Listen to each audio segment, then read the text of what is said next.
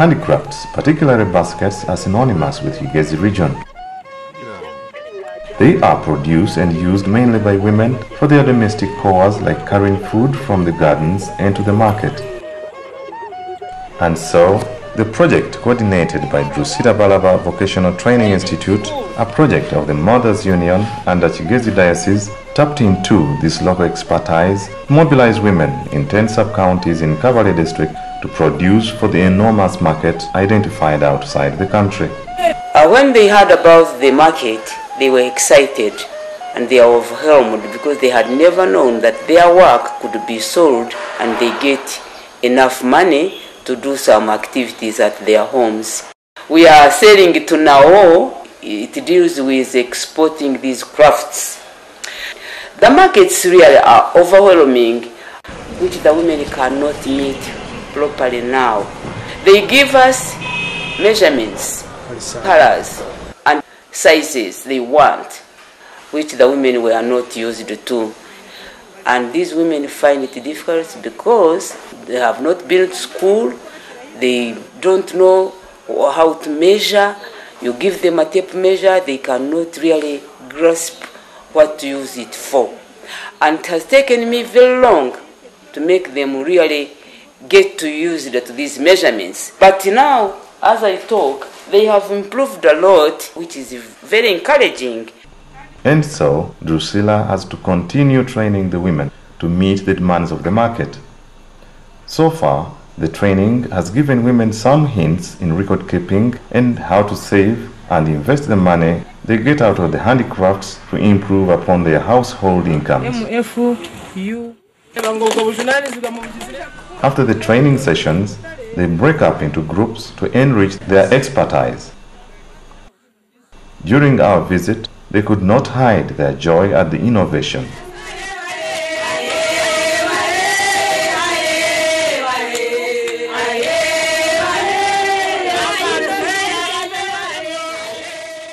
Sylvester Roager is the only man we found at the scene.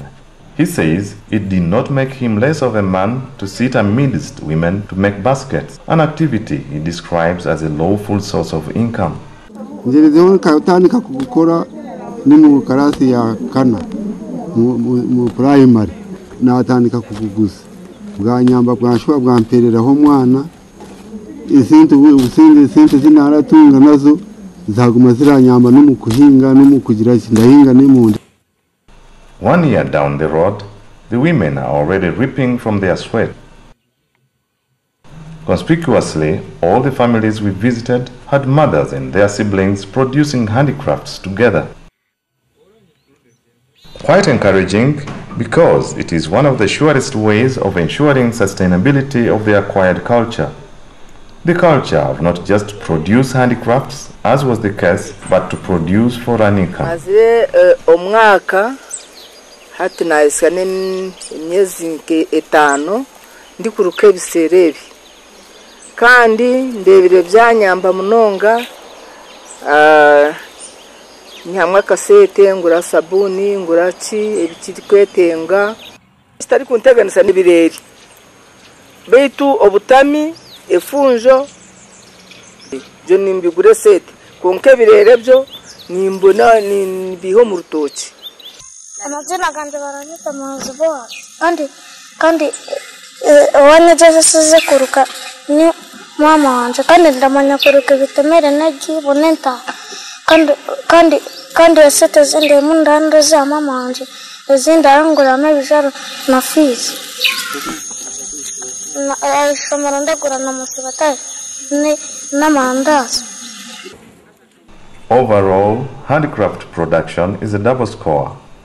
Double because the bulk of the raw materials are dried banana fibers and so they don't damage the source. Rather, to increase on their supply means growing more banana plants and therefore more food. The other materials are the old reeds from the swamp, which if removed, they simply increase their replenishment ability. The women have been encouraged to grow bananas so that they can have the materials available. And there are some other local materials which grow naturally here along the swamps where there is something like water. So women have really now turned to business, so they are growing these materials themselves. Drusilla Balaba Training Institute in the heart of Kabale town doubles as the training as well as the major collection center of the handicrafts destined to the United States market through Kampala. The institute also acts as a retail outlet for the members of the community.